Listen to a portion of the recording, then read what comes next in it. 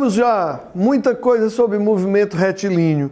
Eu queria te convidar para bater um papinho sobre um assunto que é muito frequente em prova, que é o nosso conhecidíssimo movimento circular. Especificamente, o nosso movimento circular e uniforme. Por que especificamente esse movimento? Porque, amigos, é o que tem mais aplicações em se tratando de movimento circular no nosso dia a dia. E aí eu te pergunto, relembrando as componentes da aceleração, por ser um movimento circular, teremos aceleração centrípeta. Por ser um movimento uniforme, não teremos aceleração tangencial. Até aí tudo bem? Vem comigo. Eu queria que tu fizesses uma comparaçãozinha entre as grandezas dos movimentos retilíneos e as grandezas que a gente vai usar nos movimentos curvilíneos. Olha, no movimento retilíneo, a gente usava a nossa grandeza posição, que vocês popularmente chamam de espaço. Aqui nós vamos ter uma posição angular. Aqui a gente tinha no sistema internacional metros. Aqui a gente tem no sistema internacional radianos. Por que é importante chamar a atenção disso? Porque você fica muito preso achando que grau, por ser mais fácil de trabalhar, é a unidade de ângulo para o sistema internacional. A unidade de ângulo no sistema internacional é radiano. Aqui nós tínhamos uma velocidadezinha linear, como a gente chama, medida em metros por segundo. Aqui nós vamos ter uma velocidade angular, em radianos por segundo. Aqui nós temos uma aceleração tangencial, né? Uma aceleração escalar, como vocês chamam. Isso é nome popular, aceleração é grandeza vetorial, né? E aqui nós temos uma aceleração angular. Amigos, a rigor, a título de equações, basta você trocar as letras. Lá no MRU, você lembra que o nosso movimento retilíneo uniforme, ele era regido pela função das posições, que nada mais era do que o desenvolvimento de V igual a ΔS sobre ΔT. No nosso MCU, sem muito esforço, sem muita algazarra, ok? Troque as letras, ó. Φ, que é o nome que a gente dá para essa letra representativa do espaço angular, igual ao φ inicial mais a velocidade angular vezes o tempo. Se você olhar, cara, houve única e exclusivamente uma substituição das letras. E bem aqui a gente também pode dizer que a velocidade angular é o ΔΦ sobre o ΔT. Você que já estudou movimento harmônico alguma vez na vida, deve ter visto, por exemplo, vamos colocar aqui uma pausa para a reflexão, só para ilustrar mesmo, tá? É uma outra coisa que eu não entendo, é essa insistência de alguns alunos de achar que as nossas questões de MHS mais comuns em vestibulares ditos tradicionais, elas seriam a mesma abordagem no Enem. Nós estamos no meio de uma transição grande curricular no Brasil, né? A gente está passando a entrar para a prática da nossa base nacional comum. Galera, todos os vestibulares do país vão precisar interagir com a base. Eles precisarão utilizar coisas úteis, coisas que são previstas na base. Acabou aquele negócio a partir do ano de 2020 de ficar cada um com seu programa particular de prova e tal. Não, nós teremos um programa comum, inclusive nas aulas, tá? Aquela pessoa que quer estudar o algo a mais, ela vai estudar isso em aulas, em horários especiais. Mas nós vamos ter aquela parte obrigatória, digamos assim, e aquela parte paralela. Mas vamos voltar. Se eu pegasse aqui um corpo que está descrevendo um movimento circular, como a gente faz quando está estudando MHS? E esse corpo está sob um holofote que emite luz aqui, ou seja, vai produzir uma sombra, enquanto esse corpo está descrevendo esse movimento circular. O MHS está bem aqui, ó. Quando esse corpo vai passando, ele vai projetando a sombra aqui.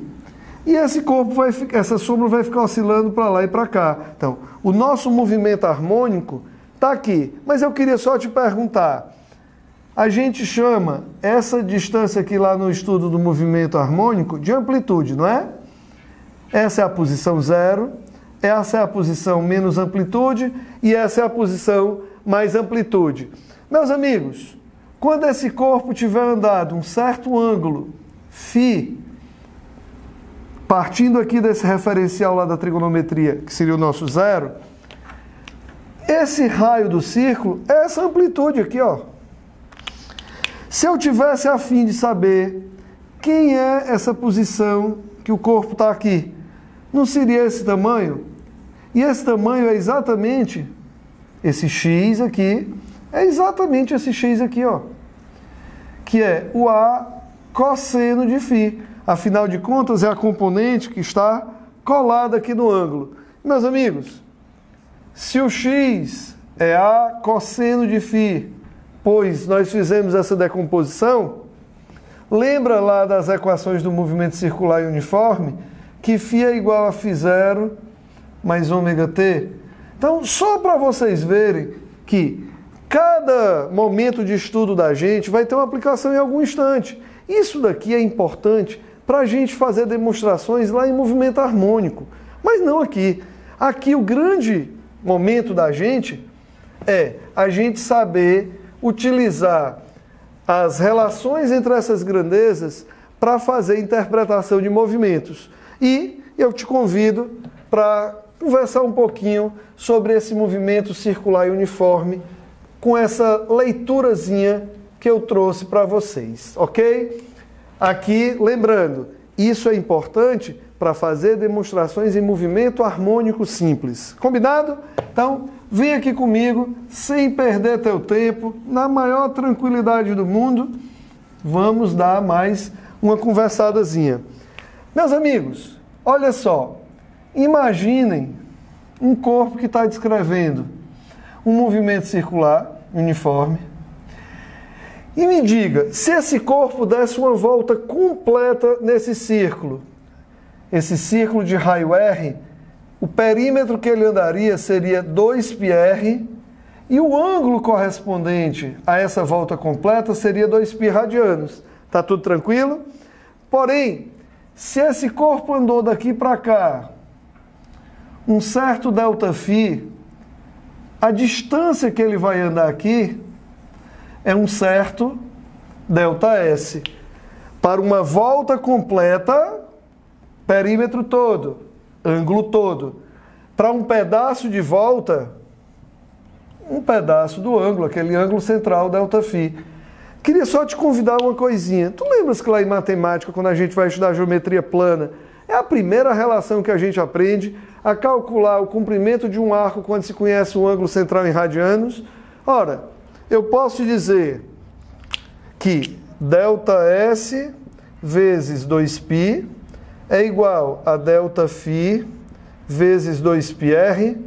Eu posso entregar esse 2π a Jesus, ele já recebeu, ΔS igual a ΔΦ vezes R.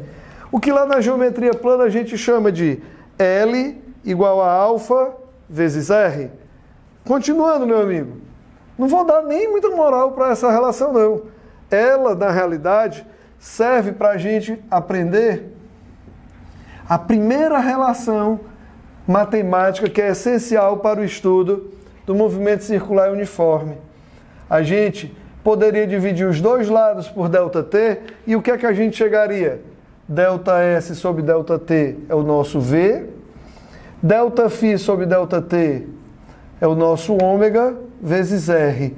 Ah, para essa aqui eu dou uma moral enorme, ok? Essa, digamos que é a primeira relação matemática essencial para quem quer aprender a trabalhar com problemas de movimento circular e uniforme. Não vou na da aceleração, pois não tem necessidade para a gente, estamos no movimento circular e uniforme. Galera, período, tempo para alguma coisa se repetir, frequência, número de repetições. de alguma coisa, num determinado intervalo de tempo. Ora, veja se eu não posso dizer, período é o tempo que eu gasto para fazer uma repetição.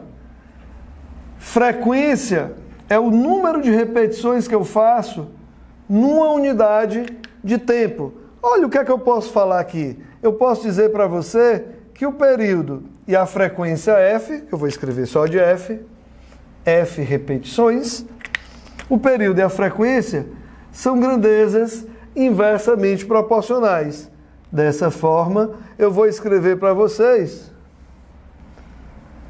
frequência inverso do período. Tudo tranquilo?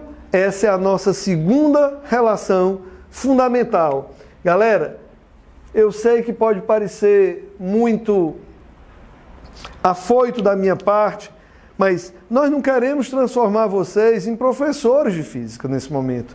Quer ser professor de física? Venha! O Brasil está precisando de mais professores.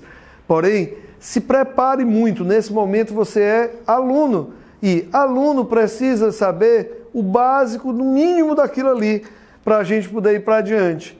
E aí eu ia te perguntar assim, ó, lembre-se, se V era ΔS sobre ΔT, Jesus chegou? Trocando as letras para ficar com as grandezas do movimento circular, ΔΦ sobre ΔT. Jesus deve estar continuando aí com você. Se esse ângulo aqui eu colocasse para 2π, o tempo teria que ser o tempo para uma volta. E, meus amigos, o inverso do período não é a frequência? Então, ó, eis que aparece a nossa terceira e última importantíssima relação para o movimento circular e uniforme acontecer. Então, vamos colocar aqui, dentro desse balãozinho, as três relações que são essenciais para quem quer estudar movimento circular e uniforme. Relação entre V e o ômega. O ômega, por sua vez, é uma grandeza diretamente proporcional com a frequência e a frequência é inversamente proporcional ao período. Eu te afirmo que com essas três relações em movimento circular e uniforme, você dá um show. Para o nosso vídeo não ficar muito longo, vamos dar uma quebradinha, a gente continua no próximo vídeo.